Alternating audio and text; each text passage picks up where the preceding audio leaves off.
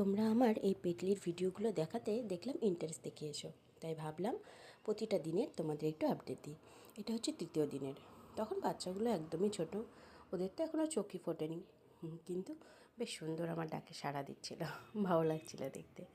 প্রথমবার আমি এরকম ছোট ছোট প্রাণকে আমার চোখের সামনে জন্ম হতে দেখছি। আর এই হচ্ছে চতুর্থ দিন। দেখো কি সুন্দর 3 ভাই বোন, যাই না কটা ভাই কটা বোন, কিন্তু যাই হোক 3 জনে মিলে বেশ সুন্দর ঘুমাচ্ছে। এখন ওর মা নেই। ওর মা থাকলে অতটা ডিস্টার্ব করে না, কিন্তু ওর মা থাকলে ছবি তোলা যায় না, কারণ ও বাচ্চাগুলোকে নিয়ে এমনভাবে শুয়ে থাকে বোঝাই যায় না।